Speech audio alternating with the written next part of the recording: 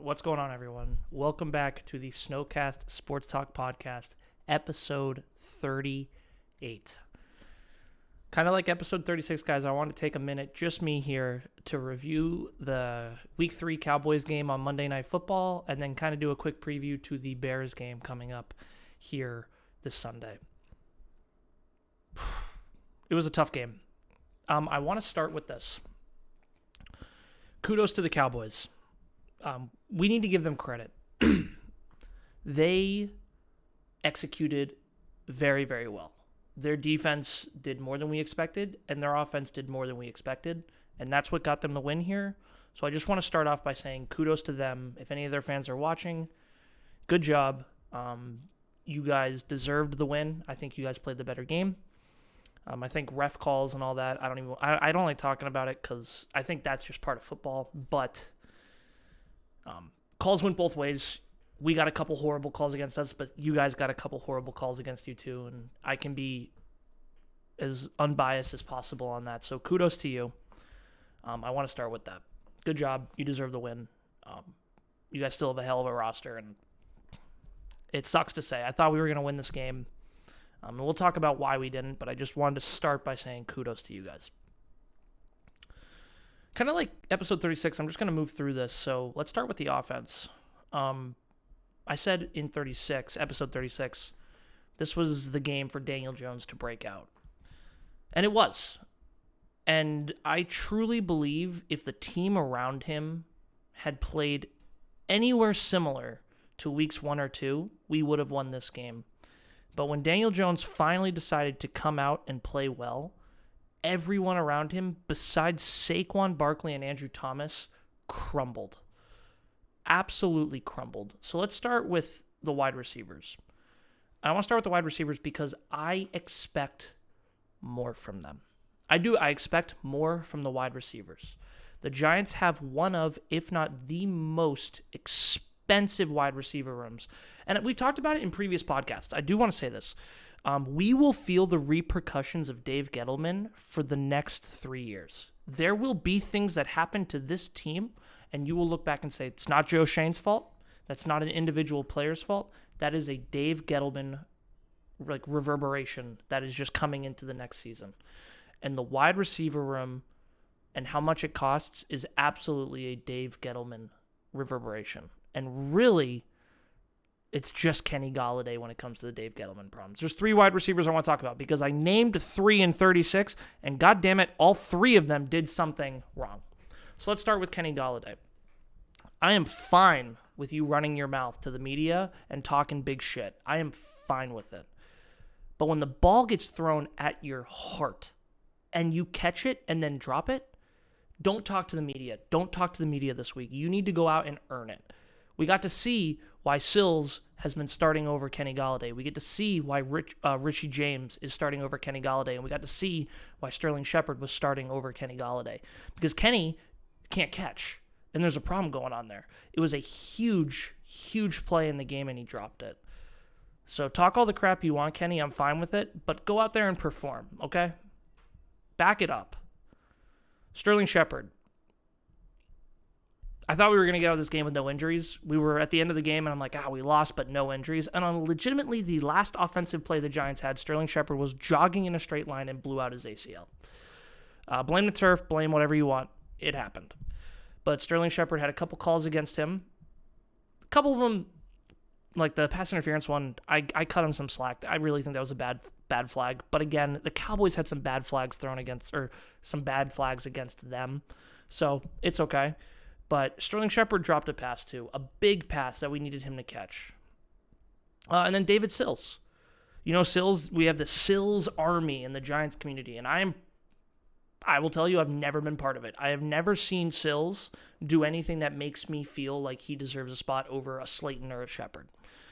I love that he practices with Danny all the time. That's cool. I like that. That's cool.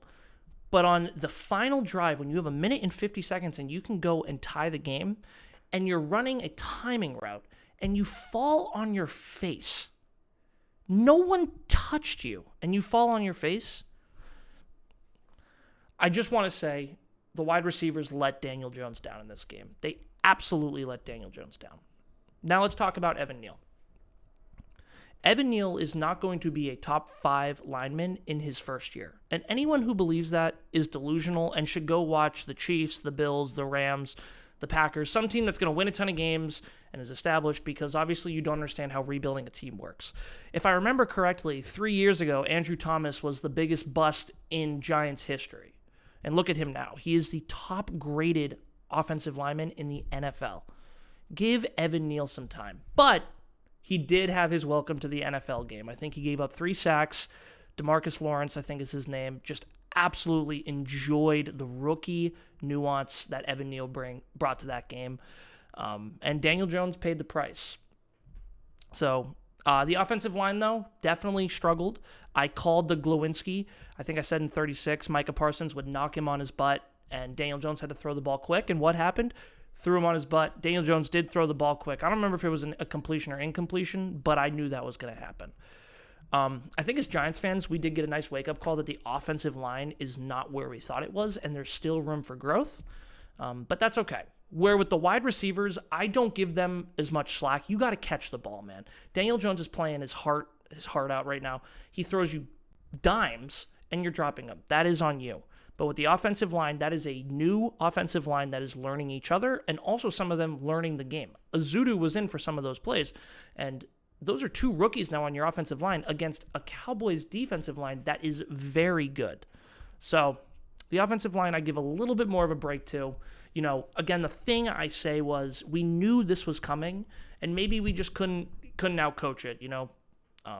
But we'll get to that. Let's talk about some of the pieces of the offense that played well. So Daniel Jones.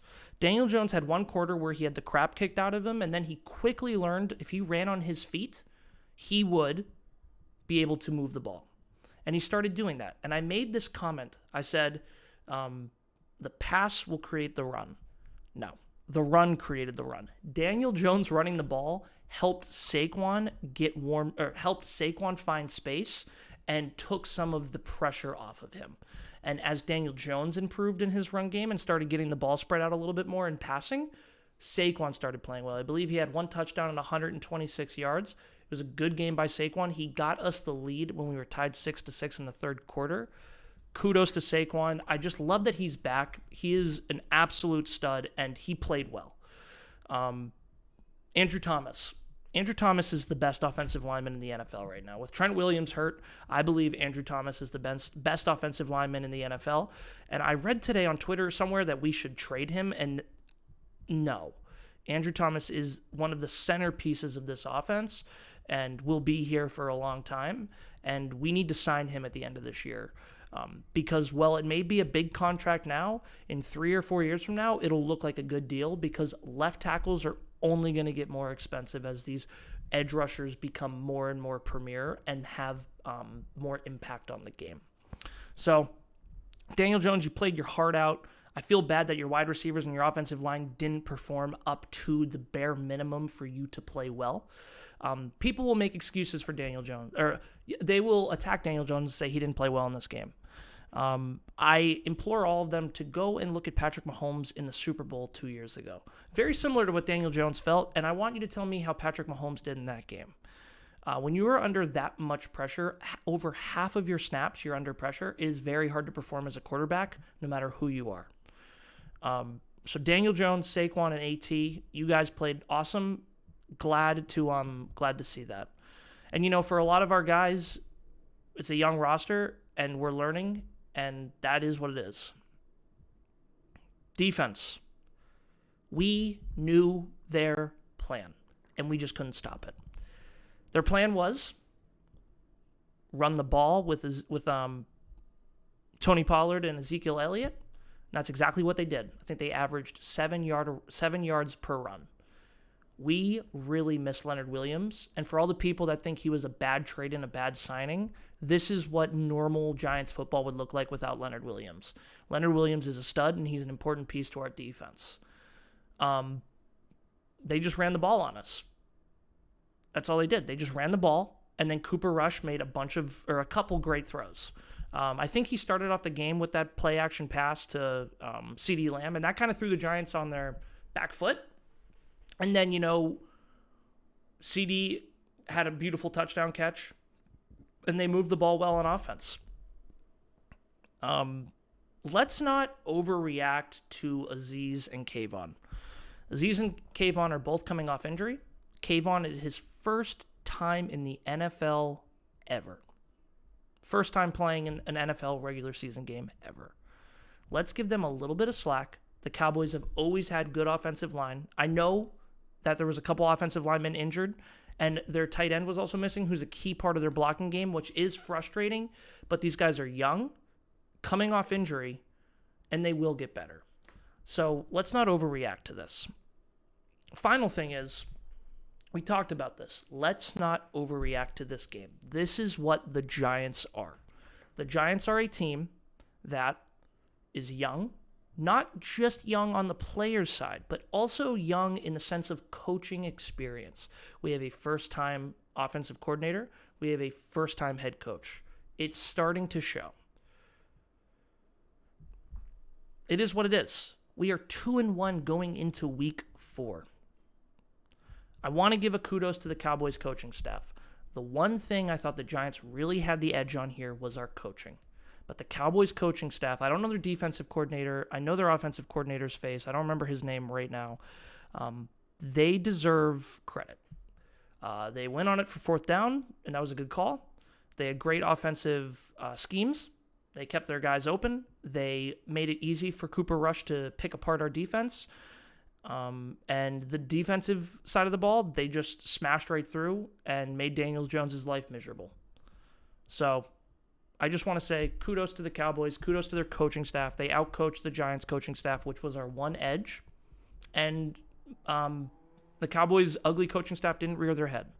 So tough loss, but we are 2-1, and that is better than I thought we'd be going into week 4 here against the Chicago Bears.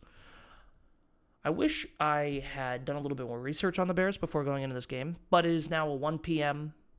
game on Sunday, so it'll be quiet in the corner. No one will really be watching us. Two teams that are 2-1.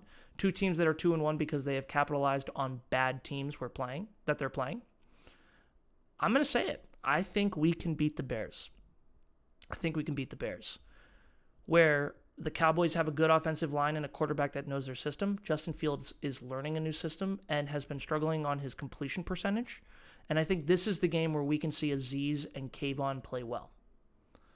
On the offensive side of the ball, I want to see we got to score some points. I want to see 21 points. We only got there once, and that was week 1. All the other games have been in the teens. We have got to do better than that. We have got to finish drives. It's one of my problems with the Cowboys game. We would get down the field, and then we'd miss a field goal, settle for a field goal. We weren't getting points. We need to finish drives. I think we can win this game. I think this is a winnable game, and if we can be 3-1 going against the Packers the next week in London, I think that's huge. I wish I had more I could say about it, but I just think we're going to win that game.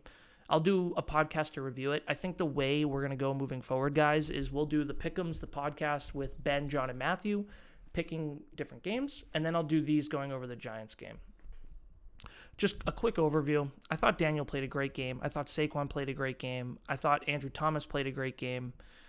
The offensive line is new, and they're learning, and they're in a new scheme, and some of them are new to the NFL. And the wide receivers let Daniel Jones down. On the defense, we knew what they were going to do. Kayvon and Azeez just weren't ready to make that impact yet, and let's give them a grace period. We will get better. Any realistic Giants fan knew what this year was, and the fact that we are 2-1 is awesome. It's not a miracle because our team earned those wins, but it is awesome that is where we are and that is how the team is playing. These will be shorter podcasts. That's about it. If you enjoyed, though, please hit that thumbs up. If you're on Spotify, there's links. You can check out my Twitter. You can check out the YouTube channel. Vice versa, YouTube, you can check out Spotify. I appreciate you guys listening. Feel free to always put comments down below if you have any comments, and I will actually review them on the podcast episodes when we record. But, I appreciate you. Thank you, and we'll see you next time. Peace.